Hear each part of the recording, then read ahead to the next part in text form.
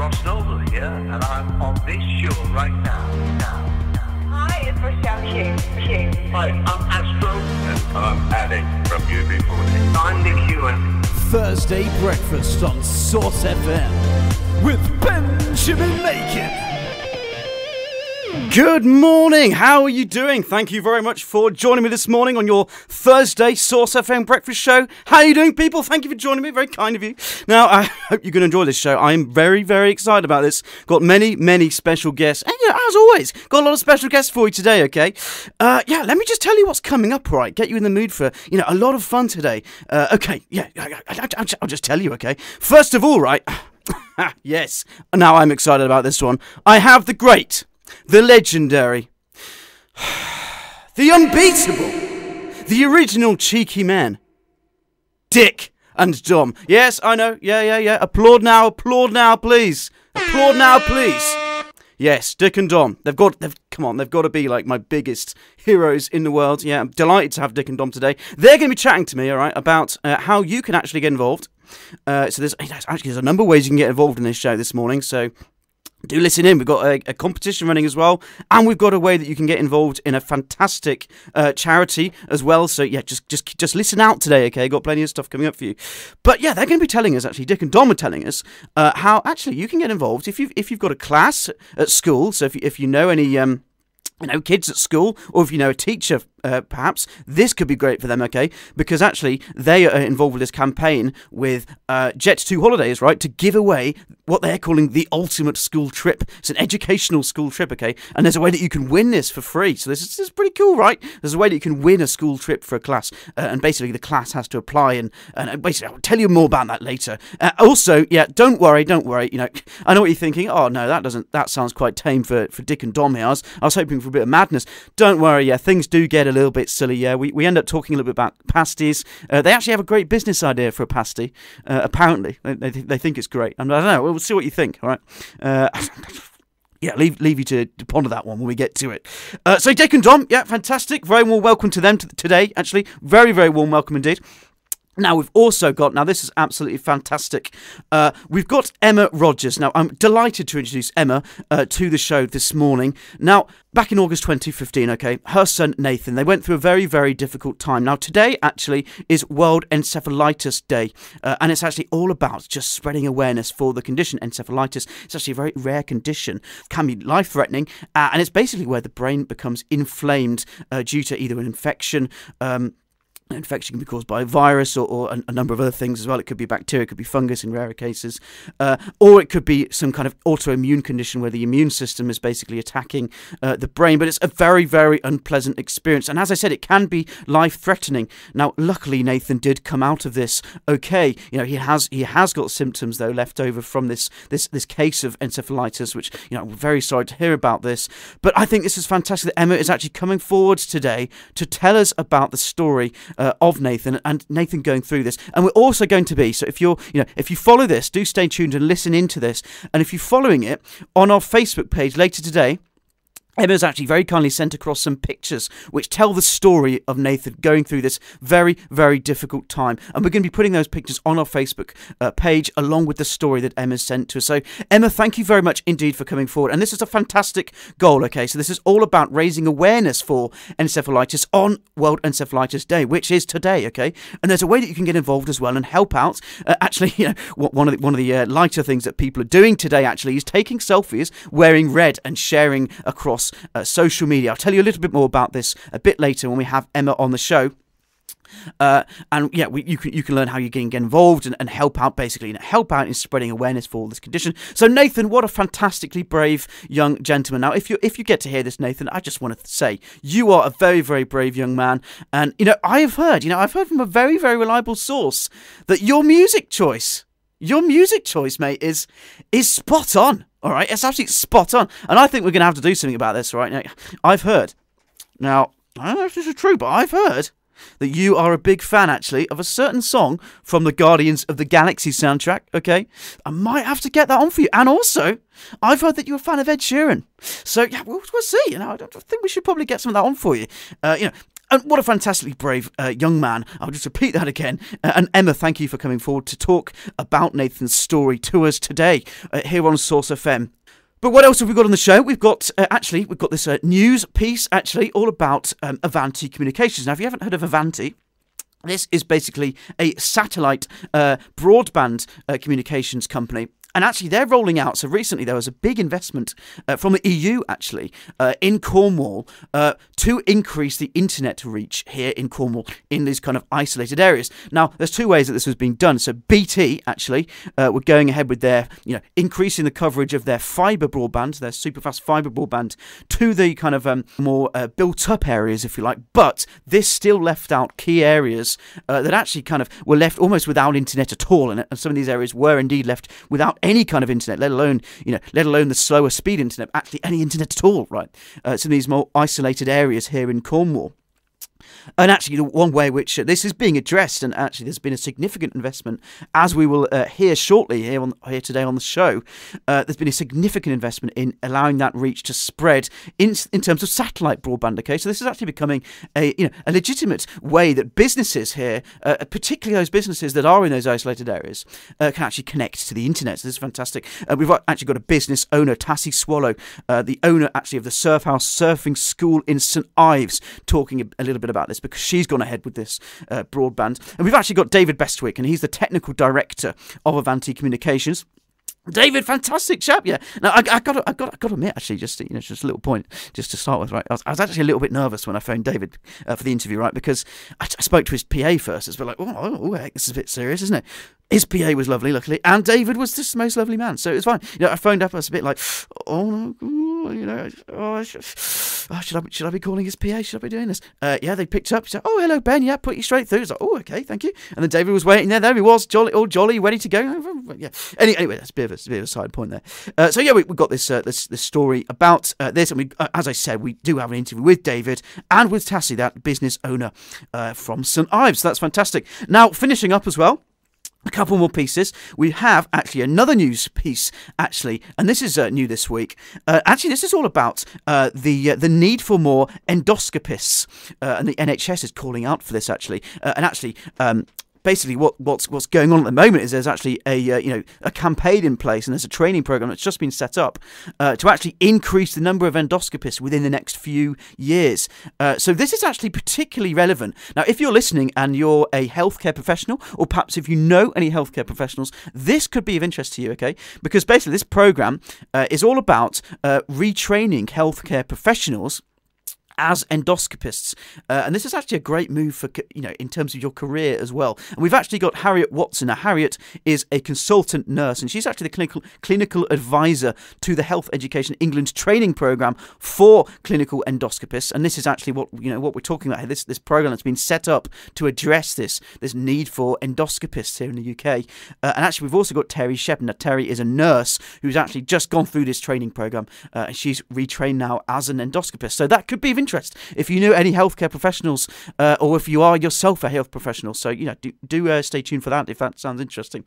Now, there's also one highlight that I promised you a couple of weeks back. I remember this promise. I always remember these promises. I never like to let you down, all right? And I promised you that I would retouch on the way to make sure that you're making the perfect cream tea. Okay, and this is an interview we had a bit ago now with Nicholas Rodder himself, okay, MD of Rodders. No better man to tell you, right? He's actually with Will Torrent. Now, Will is actually a famous patisserie chef. So, these guys are here to lay this to rest, If we've got any Devon friends out there, I know they might disagree a little bit with us, right, here in Cornwall, about how to make the perfect cream tea, but I'm sorry, guys, but, well, we're going to have to go with what Nick's going to say here now. I'm sorry, but so if you missed that on an older show, I wanted to give that another play, okay? So I'm gonna play that today, if we have time, okay? We'll see, because I do want to get some songs on today, okay? We've got some fantastic requests today, actually, coming through from people, really brilliant requests. I'm very excited about the requests, not only the speakers themselves. Now, also, competition as well for anybody who might be interested in this,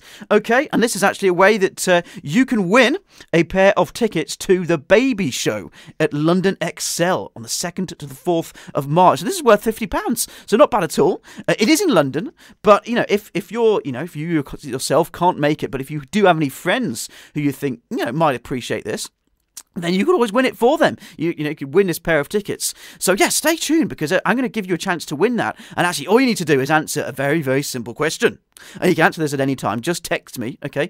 You can text me directly, actually. So if you've got if you've got a great memory, then you can remember this straight off, right? Or get a pen and paper, whatever. Number you can text me on directly, right? Whilst I'm presenting today. And actually, the first person to text me the correct answer will receive this prize, which is awesome, okay? And actually, you just need to answer this very simple question, all right? Okay. Multiple choice, all right? That is, which animal, because, it's a baby show, right? We're talking about babies, right? Which animal has the largest litter size, okay? Is it A, dogs?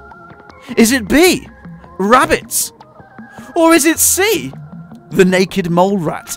Yes, right. A, B, or C. Very simple, right? Just text me, so you can get in touch with me any way you like. Actually, so you can find if you've got access to the internet, you can find the Source FM Thursday Breakfast Show page on the schedule. So just pop on the Source FM website, go on the schedule, the What's On section, find the Thursday Breakfast Show, and under that page, you will find lots of contact details. You can get me on there however you want: Facebook, email, phone.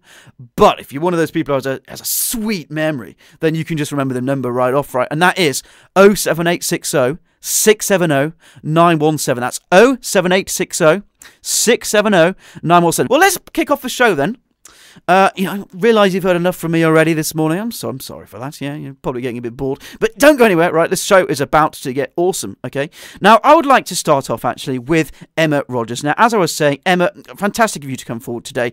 Today, as I said, is World Encephalitis Day, and it's actually all about raising awareness for the condition encephalitis. Now, Emma is here today to talk to us through, there must have been very, very tough time, actually, that her son, Nathan, went through, because Nathan, in August 2015, did suffer from encephalitis, and he came through this, and we've got his story today to share. So, Emma, thank you very much for coming forward to share this story, and as I said, we're going to get Nathan's song requests on after this, because they're awesome! Thursday Breakfast on Source FM. Thank you very much for doing this. I mean, obviously, all for World Encephalitis Day, of course, a day all about raising awareness for the condition. And really, I just wanted to talk to you a little bit just about your own experience, if that's okay. Very, very unfortunately, your own son, Nathan, actually experienced a bout of this, didn't he? He did back in August 2015. Yeah. Yes, and I guess just to get the message out there for people, I just really wanted to hear, when did you first become aware that it was, encephalitis? Because of course, we do hear that, those people who have looked into it a bit, we do hear that it kind of starts out kind of often quite mild actually, and then it can progressively get worse and things. But when did you notice that think something was wrong? Well, I think back in the summer he had a virus, and we just thought it was like a summer virus. He was sort of listless off his food, didn't want to be doing anything, which was really sort of out of character. But then sort of when it didn't get better, sort of after a week, sort of 10 days, I sort of said, "Oh, this is silly, I'll take you to the doctor." And the GP said, no, it's a virus, that's fine, let him sleep it off. Yes. And that night I put him to bed. But the following morning, he was unconscious, and that was basically when the horror started. Yes. And we had to get an ambulance at that stage, and he was rushed into intensive care at Trelisk. He was treated at Trelisk very, very quickly. I mean, they were brilliant there. They treated him sort of thinking that it was meningitis to begin with. But his symptoms were just quite bizarre, really, because he didn't really sort of have a temperature, and all of his bloods were coming back as negative. But there he was in intensive care, being supported to breathe, and sort of, what was going on. So he had intravenous antibiotics, antivirals, paracetamols, all sort of going in. And then he started having seizures, and I think it was at that stage that they sort of first mentioned sort of encephalitis, and that was probably sort of 24, 36 hours after being in intensive care in Trelisk. Right. Oh, I'm so sorry to hear about this. I mean, it must have been extremely worrying time. It was a nightmare, yeah. Yeah, I was just, thank God that Nathan came through this. Nathan is okay now, isn't he, of course? Yeah, he is. He's good. He's at college in Truro. Yep, he's doing very well. I mean, he's left with epilepsy as a residual of his acquired brain injury. So he has that, and he also has cognition difficulties, so he has trouble with short-term memory and word finding. But apart from that, he's all good. Yeah. Yes, well, that's big shame, of course, for those problems that he now has. But thank God that it wasn't any worse. Absolutely. It could have been so much worse. And we do think of ourselves as being very lucky.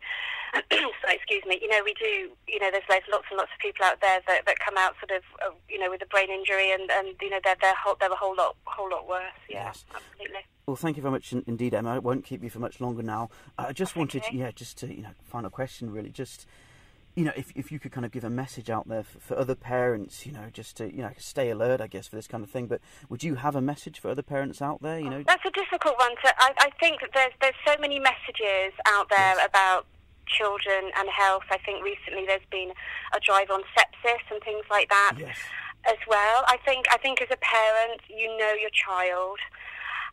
And I think you need to trust your instincts. Yes. With encephalitis, it's a change also in their character, because it's actually something that's going on within their brain. So those sort of the hallucinations and things like that Nathan went on to have later on, it can present itself in different ways over a different time span. It doesn't always present as Nathan did. He was very acute. Yes. So you can have sort of the more psychotic hallucinations, paranoia and things like that as well, and just to talk to your GPs, mention could it be encephalitis, certainly if there's any sort of change in personality as well. I think that's probably all that I could share with people, because it is very, very rare, and I don't want to scare anybody. But you're the expert of your child. Yeah. I really appreciate the message. Thank you very much for that. And I just wish all the best for Nathan going forward as well. And thanks for coming on the show again, Emma. Thank you. Yeah, thank you, and thank you for helping to share just our story and what the Encephalitis Society does. That's great. No, that's fantastic. We'll be telling people how they can get involved with their app and things, and indeed getting involved in the selfies and things, which I'm sure we'll all get involved with on the day. Yeah, that's lovely. And his Nathan's younger sister's actually doing a sponsored Tough Enough race, obstacle course race. Oh, fantastic. Yeah, absolutely, for the Encephalitis Society as well. So so she's doing that with a group of her friends. So you actually can give to the Just Giving page if you like, and I do encourage you to do that, actually. You can actually find them, and they've got a great name, by the way. They're called the Mini Avengers, right? They're doing the Tough Enough Wild West challenge, as Emma just said there. But this is just justgiving.com/Emma-Rogers26, okay, if you want to find that. We'll also put that link on our Facebook page, so if you just go on our Source FM Facebook page, if you haven't got, if you can't remember things like that, I never can. But just pop on our Source FM Facebook page, and you can find it there. So thank you very much indeed, Emma. Now, as promised, I can't really go any further now, really, can I, without dropping one of these tracks. And you know what, Nathan? As I said before, your song choice, your music, mate, it's epic, absolutely epic. I could not have chosen a better song right now. Here it is. Oh, great. I'll get on the other one as well. What a choice, Nathan. Now, as I said before, just before we carry on with the show, okay, I just wanted to, return to this point, because actually, as I think I said at the beginning of this show, I've heard from a very reliable source, Nathan, that you actually are a little bit of a fan of Ed Sheeran as well. So, well, here we go. Let's get some on for you, shall we? Why not? Great choice. Absolutely great choice. Now, thank you again to Emma Rogers, and thank you to Nathan as well. Thanks, Emma, for sharing your story today on World Encephalitis Day. And I hope all the very best for you, Nathan, going forwards. And I think everything's going to be absolutely great, because your music choice, mate, is, as I said, absolutely wicked, absolutely spot on. Right, okay, moving on with the show then. Next up, I promised you Dick and Dom, and I'm not going to let you down. All right, here they are now. I feel like I should probably just drop a little bit of an apology at this point, okay? I just want to make this clear, okay? To every Cornish person out there, I love you, okay? I love Cornwall. I love the Cornish. I am Cornish at heart, even though I'm not Cornish myself. I didn't really want to reveal that secret, but Dick and Dom forced me to reveal that, okay? So, fair enough if you're not so keen on the show anymore. Don't blame you. I don't blame you. But anyway, okay. Well, when we get Dick and Dom on, just listen out as well. Listen out, because they've actually got a cracking idea. Any Cornish pasty bakers out there? They've got a great idea, actually. Is what you can do, and I reckon this could be the next big thing. You never know. Coming from Dick and Dom, so it's bound to be good, right? There's legendary men. Anyway, here they are, Dick and Dom. Hi, Ben. Hello, morning, guys. You okay? Yeah, very good. Thank you very much. You all right? Excellent. Yeah, well, I must say, absolute pleasure to have you on the show this morning, chaps. I wonder if, first of all, though, if I could just get you just to say your names, just so people can get excited about who they're actually listening to, if that's all right. Indeed. I'm Dick, otherwise known as Richard McCourt, but no one knows who he is. And I am Dom, otherwise known as Dominic Wood, but no one knows who he is. Put together, we're called Dick and Dom.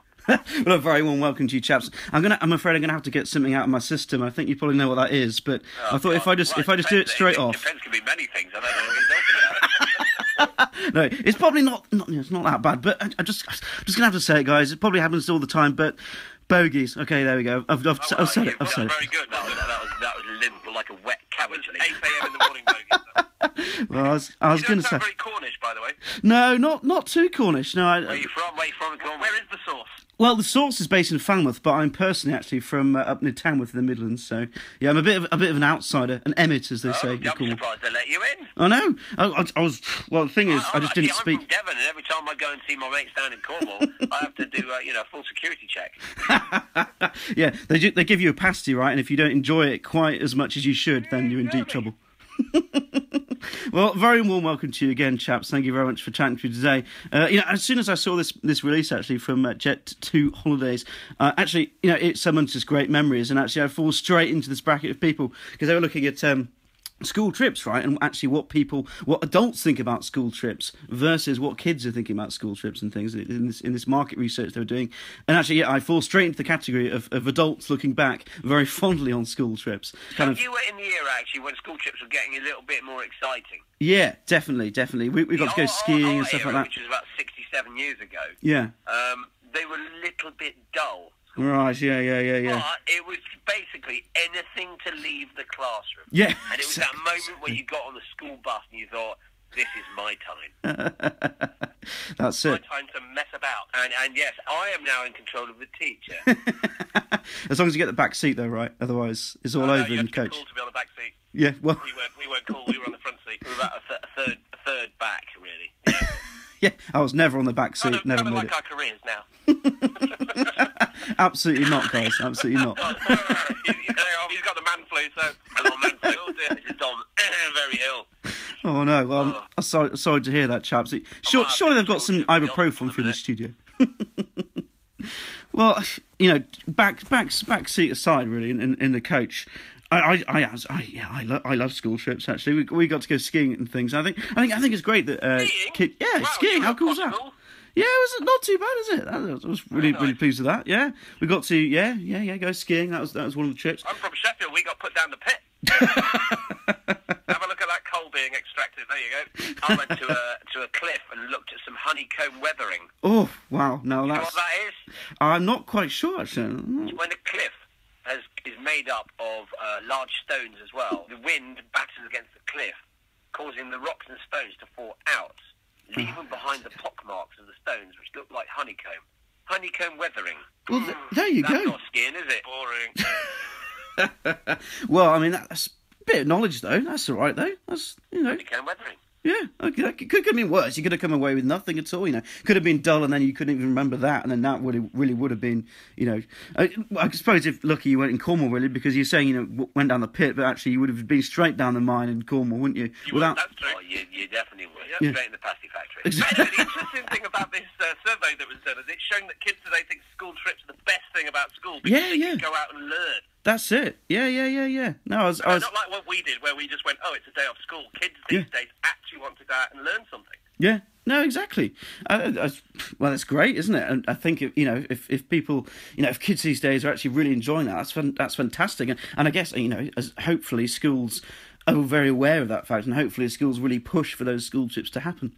Well, exactly, and that's why we're running a competition with Jet2 called the Ultimate School Trip, where we're going to be taking 9 classes to Mallorca for the trip of a lifetime. But they're actually going to be learning, because we're doing some science workshops out there, and there's various different stuff that they can learn on this trip. Oh, fantastic.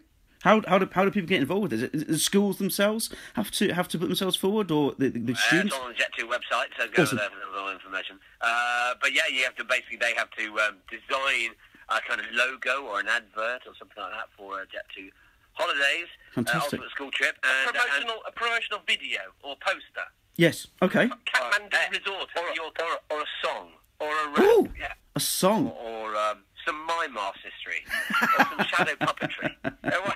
a long list here. Whatever you want. And the best ones will get judged as the lucky few to go out there. And it is an educational trip as well. It's not just a big jolly holiday with all the teachers. It's we're actually going to be running educational workshops out there. Fantastic. Oh, that's brilliant. Yes, people should definitely get involved with that then. So you should head to the website basically for any teachers and things listening in and any students as well. Awesome. Yeah, I nice. expect to see you there as well. Yeah, well, I'll be there. You won't really see me there because as we just worked out, I will in fact just be enjoying my pasty. So I don't know. It might be a bit too hot for me there as well because obviously not really used to that. It has to be a bit chilly down the mine, you see. Breakfast pasty, is it, this morning? Well, did you know? I'm not actually sure whether this fact is true or not, but I don't know whether it's one of those kind of urban legends or not, really. But I've heard that apparently the original Cornish pasty actually had, half of it was actually like a dessert. So you had like one half that was meat and stuff, whatever, and it had like a separated bit, right? And then there was jam and cream and whatever, something like that. What, stuffed in the crust? Yeah, in half of the pasty. Well, so half of you. Mate, that sounds so rubbish, doesn't it? Do your stuffed crust pasty with jam and cream. Oh. Yeah. Like a cream tea. That's Keep editing that out. Hang on. Manfully off. What you go for? I think you should patent that one. You have your cream tea in the crust, and then your meat and stuff in there. I heard. Do you know what the story behind Oggy is? No, I actually got no idea. What is it? Okay. Oggy, which is another name for a pasty, down the mines.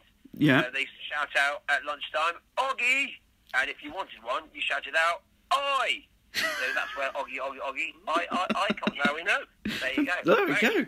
That's right. Guys, come on. This is getting far too educational for just not even 9 o'clock yet. This is great. Little tidbits of knowledge getting dropped left, right, and centre. Fantastic. Yes.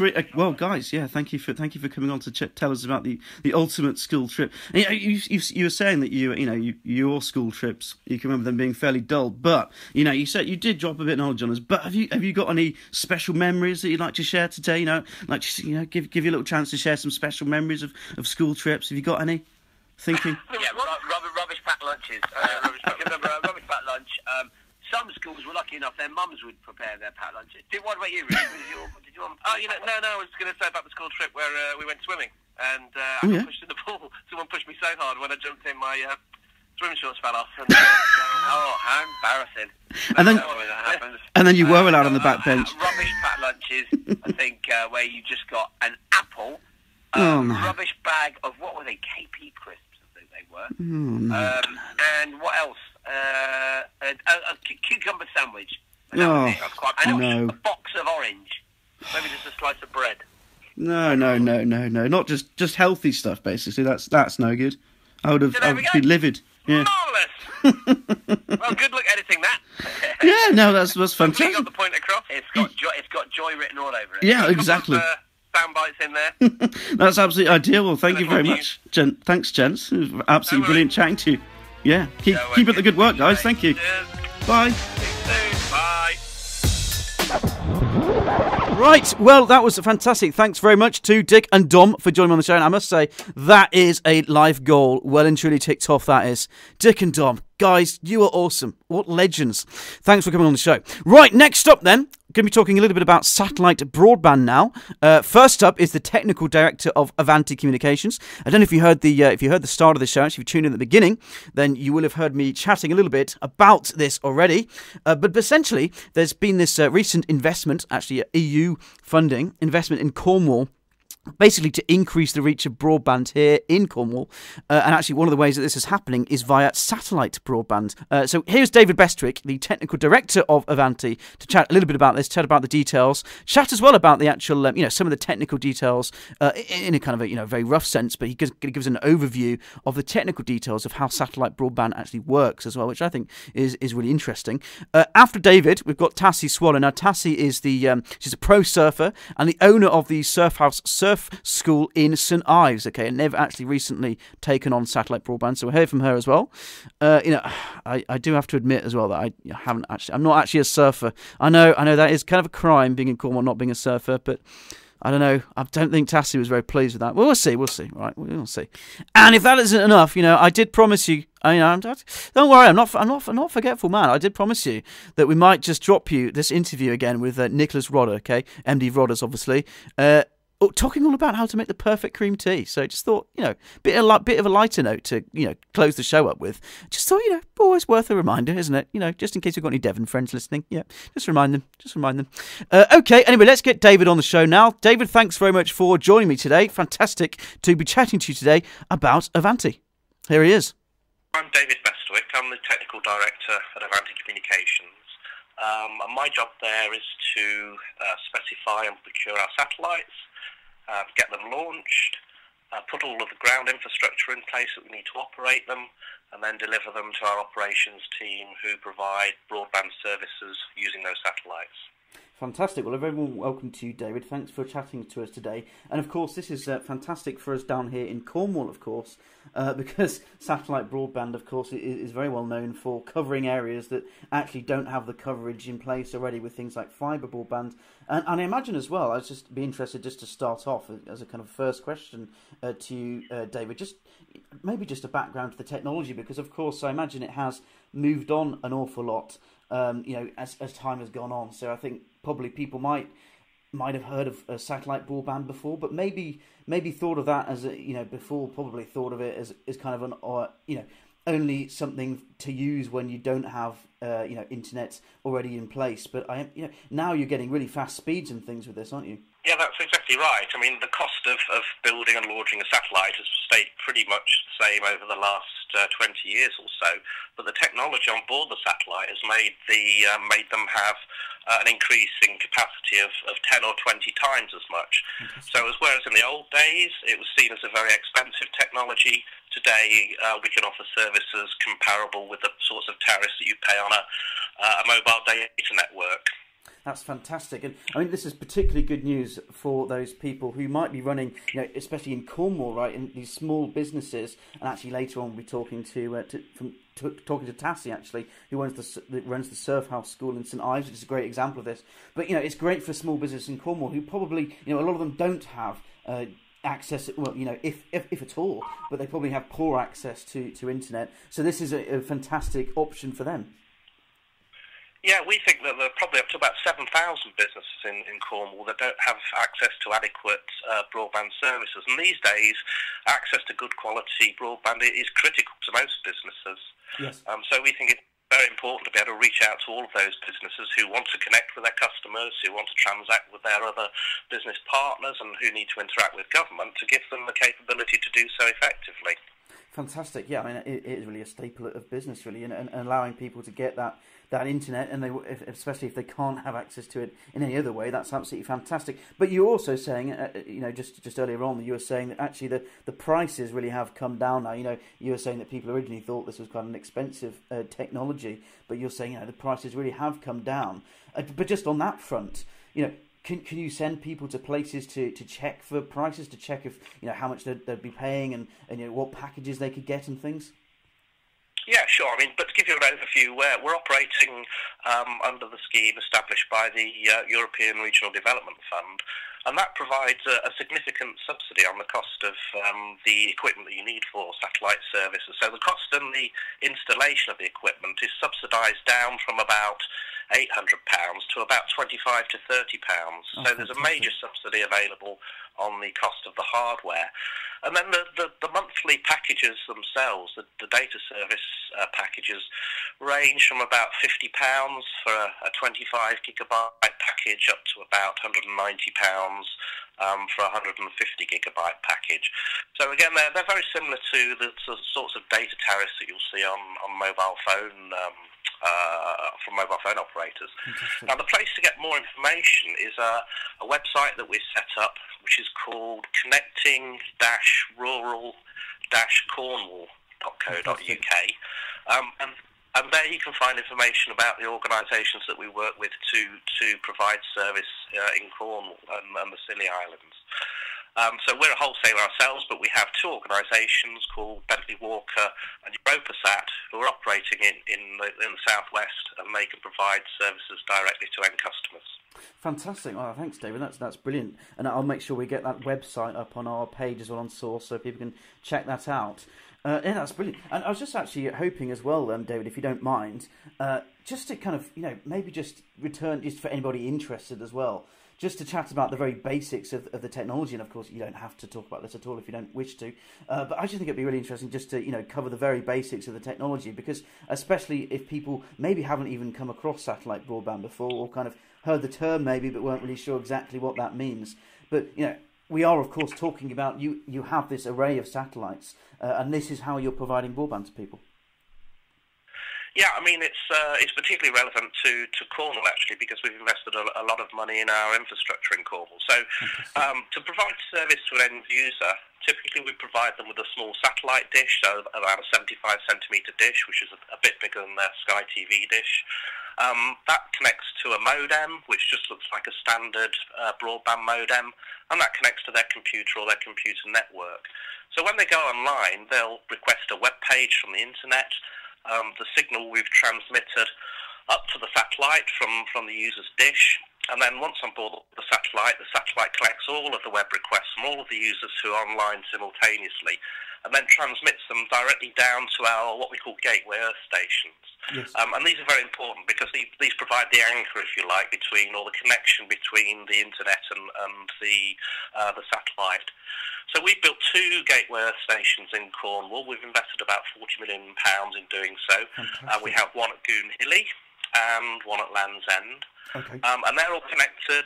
They're all connected back to the main internet points of presence in London via duplicate, redundant fibre connections. So that means that we can offer a very reliable service. It's very easy for us to connect to the people in Cornwall, and it shows you particularly how much we've invested in the region. So once a web page has been requested from a user, as I say, it goes up to the satellite, down to the gateway earth station, and then travels to London, where it enters the wider internet. The web pages that are requested are then transmitted back from the internet to the satellite ground station, to the gateway earth station, and then up to the satellite again and down to the end user. So that's principally how it works. It's a very easy system. It's certainly gained popularity and quality and effectiveness over the last few years. People have moved from sort of the old frequencies that are used by the TV broadband, to the TV broadcast satellites. Yes. We're now using satellites that operate at a much higher frequency, which allow us to carry much more data and hence bring the price down. Fantastic. Oh, that's absolutely fantastic to know how much you've invested in Cornwall, actually. I was noticing as well, just from the Avanti website, that actually you do a lot of work, bringing broadband to places and to people, of course, who wouldn't really have access any other way. So I've seen it. You don't just cover broadband in the UK or even Europe. You also cover Middle East and Africa as well, which is fantastic. That's right. We have two satellites in orbit at the moment covering Europe, Middle East and Africa, and then our fourth satellite is going to be launching in about 4 weeks' time. And that will complete our coverage of Africa and give us more backup capacity over Europe. And we provide services in Africa, typically working with governments to connect up schools and hospitals, yes. Working with telecoms companies to extend the range of their mobile networks, and providing broadband to SMEs and domestic users who need it. Yes, I think it's really easy. Just as a side point, I think it's really easy just to kind of take the internet for granted, isn't it? I mean, I use the internet for everything all day. I'm sure you do as well, and I'm sure a lot of people just actually don't really ever think about the fact that actually there are people out there who don't really have access to internet. You think of how essential it is for business and for everything. You're saying for schools and education, everything like that. It's all relying on the internet. So it's fantastic that there are companies out there like yourselves who actually will provide that for people. That's fantastic. Yeah, And the important thing, I think, as well, is that the satellite technology has evolved sufficiently now to be able to offer the same sorts of speeds as you get through terrestrial connections. Yes. So the speeds we're offering in Cornwall are 40 megabits per second download and 6 megabits per second upload, which is the equivalent of what you get on a standard fibre connection. Yes, that's fantastic. And you mentioned Land's End there. I absolutely love the scenery down in Land's End. I don't know if you've gone there many times yourself, but and across the Isles of Scilly as well. They're beautiful as well. And you're saying you're covering Isles of Scilly as well, of course. That's all fantastic. Yeah. I just actually, if it's okay with you, David, I'll just ask you at this point if there's anything at all that you would like, that you particularly like to cover, or anything that you'd like to expand on at all. Just checking you're happy with what we've spoken about so far, basically. No, I think that's fine. As I say, the main thing is to make sure that people check on our website, the connecting-rural-cornwall.co.uk site. They'll find out a lot more about the subsidisation schemes that we're operating, and they'll be able to get connected through our resellers and be online in a few days. Fantastic. Well, thank you very much indeed for your time this morning, David. One last question for you, and this is actually my favourite question, and that is: would you like a song choice for today at all on the show? If you've got a song off the top of your head at all, I would love to play it for you.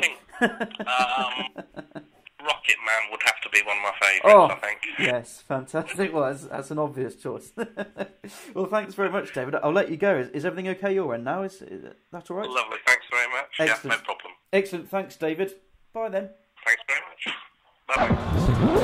Well, thank you very much indeed, David, for coming on the show. It was fantastic to speak to you this morning. Now, coming up next is Tassie Swallow. Now, Tassie is the owner of the Surf House Surfing School in St Ives. Pro surfer, right?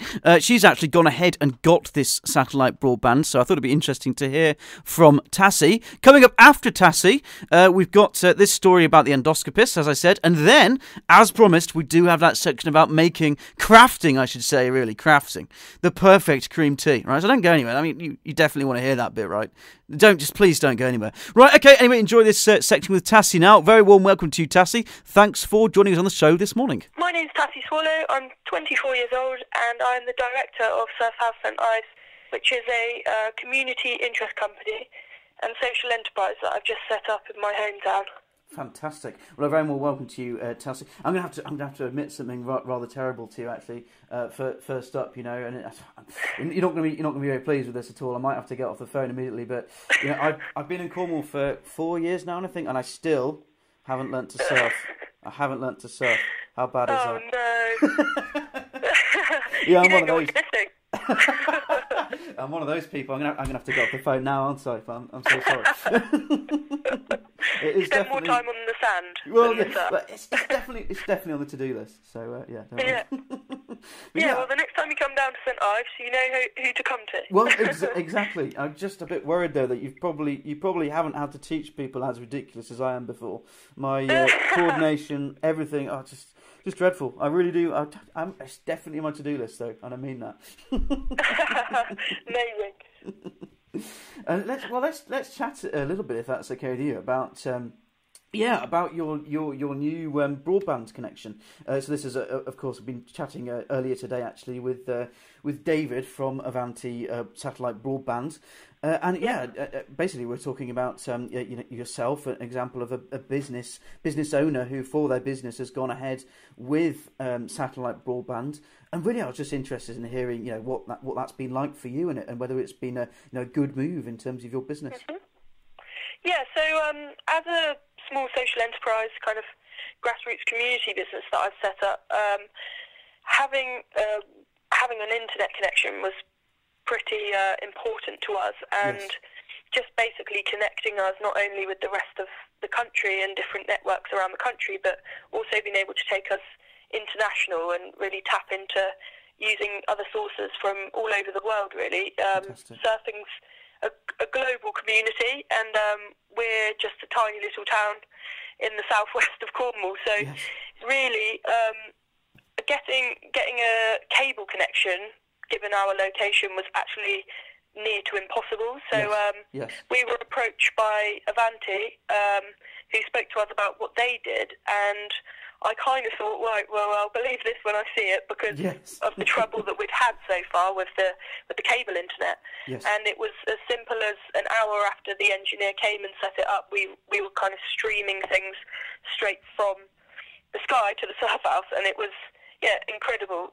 It's just kind of allowed us not only to think big, but be able to act upon those ideas and really link us up with other global surfing networks, really. Oh, that's fantastic. I'm just looking at where you're based, actually, the surf house actually based, and literally is just on the end of a headland, isn't it? So it's just in the middle of nowhere. It's an incredible location for what we want to do, everything to do with the sea and surf. But you can imagine the struggles we came up against.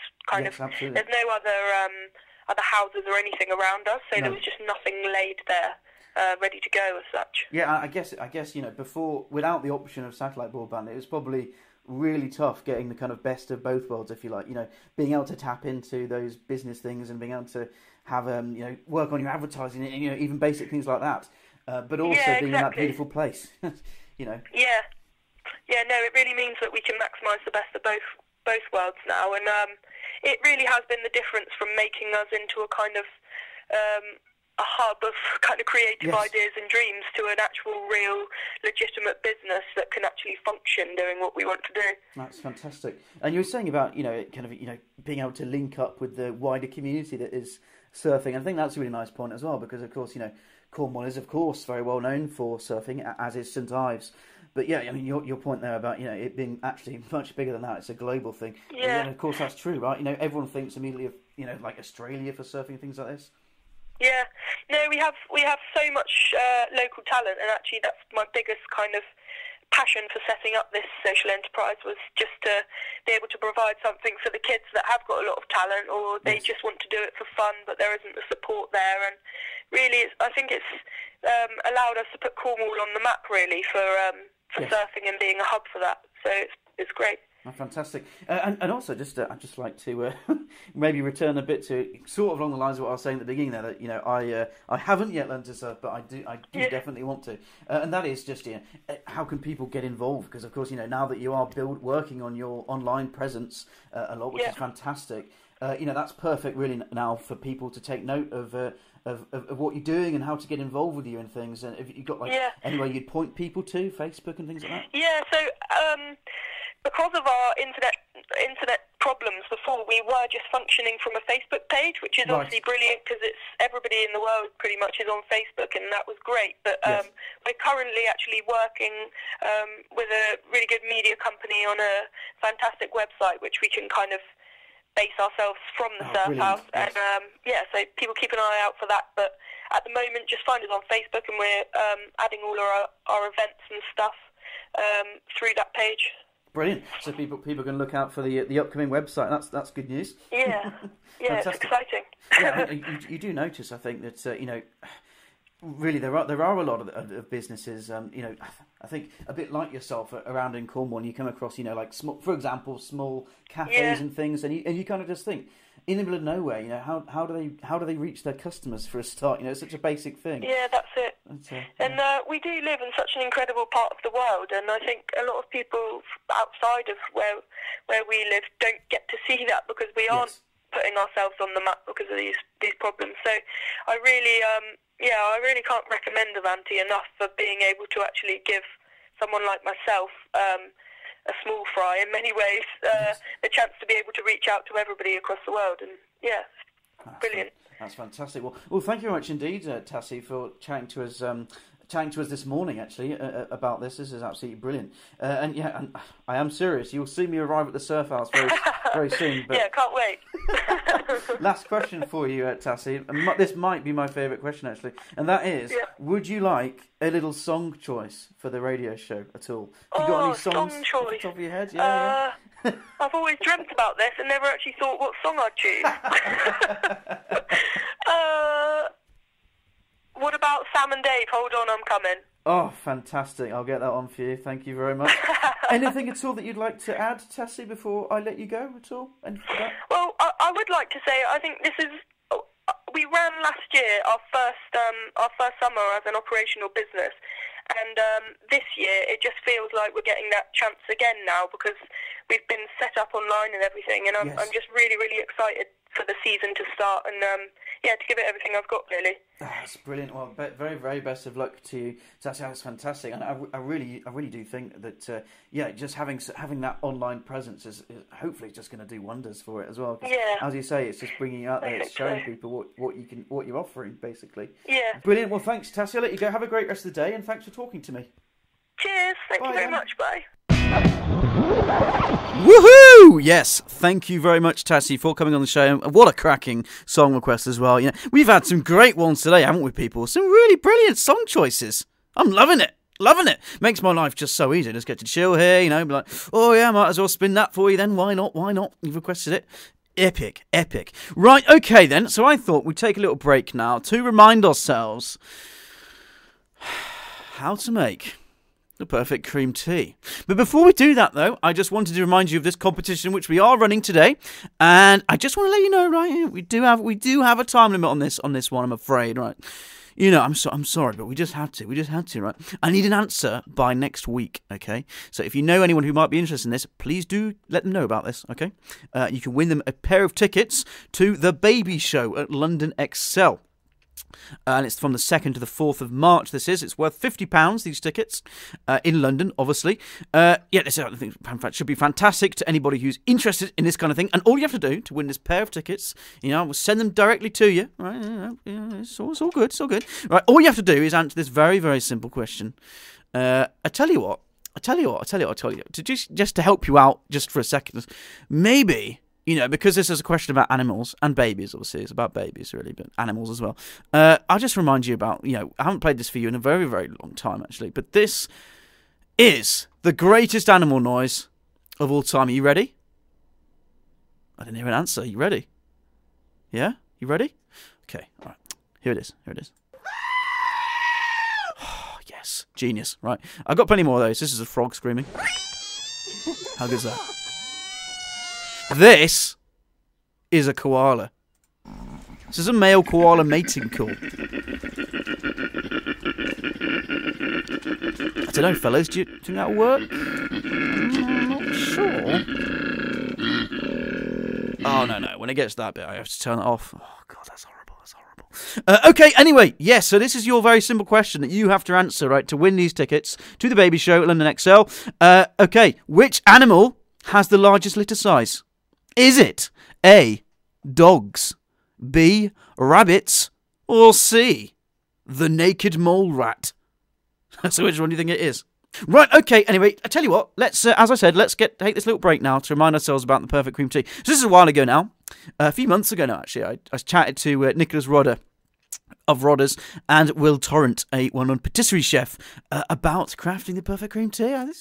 It's a thing which is, just worth reminding ourselves, right? Because just in case we have any of our fantastic Devon friends here, there is just one thing that we just can't quite agree with you on, right? That is the cream tea, isn't it? I don't mean to spark any, I don't want any fallouts. Please don't have any fallouts, especially not on my behalf. But, we're just going to talk a little bit about cream teas. Come on, guys. I mean, I think we just got to accept, I'm sure all of us in Cornwall accept this straight off, right? But this is the right way to make it. Hello, good morning, gentlemen. Thank you very much for joining me this morning. Pleasure. Very excited to have you both, actually. Very excited to have you both. Could I first ask you to just introduce yourselves very briefly to our listeners? Yeah, I'm Nicholas Rodder, the Managing Director of Rodders. Fantastic, and I'm welcome. Will Torrent, pastry chef and food writer. Lovely, thanks, Will. Excellent. Well, thank you, chaps. Very entertaining survey, actually, which has just come out from Rodders, actually, which I found this great. So it's all about food choices and things relating to food, which make us typically British, isn't it?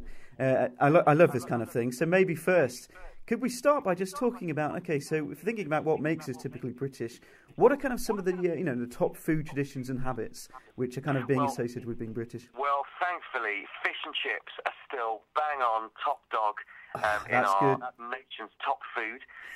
Closely followed by a good old Sunday lunch. Yeah, absolutely.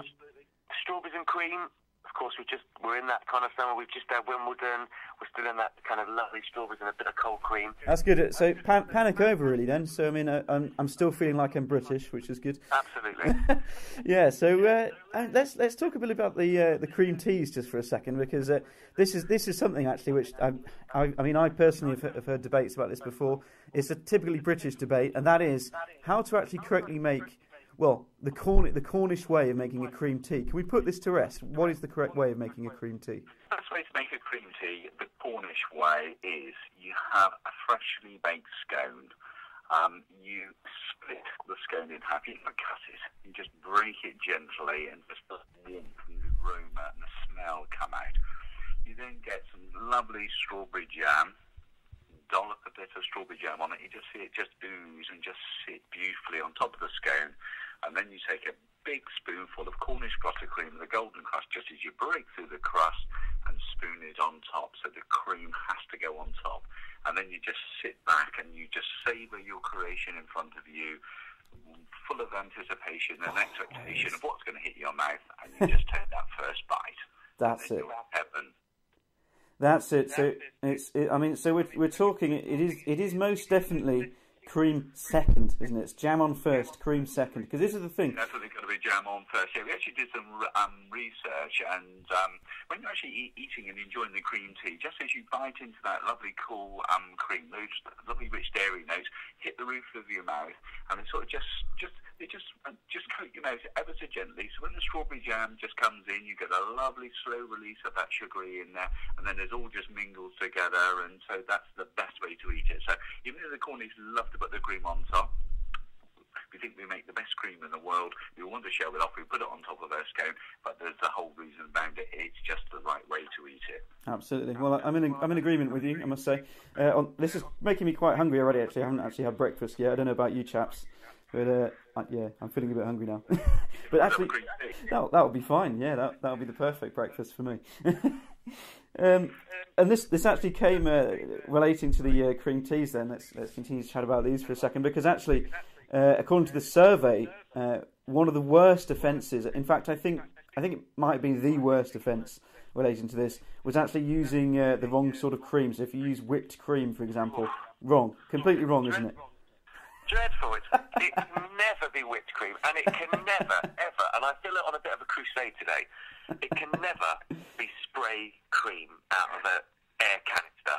It's got to be clotted cream. You've got to have that crust so that you can crown your puds and your scones with all that lovely Cornish clotted cream. Yes. I feel like I'm rising up. Like, I feel like I'm like, come on, UK, let's do this. Absolutely. Yeah, I mean, I'm still in agreement with you. Actually, definitely still in agreement. I can't really imagine putting an inferior cream on. I mean, that's just ridiculous. Well, the whole part about coming together with your friends and your family, it's a real special occasion. You're sharing that moment. It's a beautiful time. You're going to sit down. You're going to share some great food together and create some lovely memories together. So it only sort of just goes without saying that you want to make sure that you can have the best ingredients you can, so if you can, make those scones yourself to your granny's recipe, beautiful, if you can get some local strawberry jam, and then, the whole point about a cream tea is the cream. So you've got to use the best cream there is, and the best cream for a cream tea has to be clotted cream. Absolutely. Well, I mean, because... Yes, I mean, I know already that the listeners will be in full agreement with this, but if they're not and they need to be convinced, where can we send them to find out more about this cream tea etiquette? Well, if you want to know more about the cream tea and the do's and the don'ts of that, you can go to the Rodders website, where we've got a whole page there on the etiquette of the cream tea. Fantastic. It's worth doing that, I think. Well, I must say, actually, one thing which I find quite entertaining is... talking about being traditionally British and things like that relating to food. I recently went on holiday to France, actually, and in one of their supermarkets, which are quite cool, actually. I like the supermarkets in France. But anyway, they had this aisle specifically for England, basically, and I found that extremely funny, because in that, I think the only products they actually had in there was they had pancakes, golden syrup, they had chili oil, so apparently we like chilies, which I kind of agree with, chili sauce and things like that.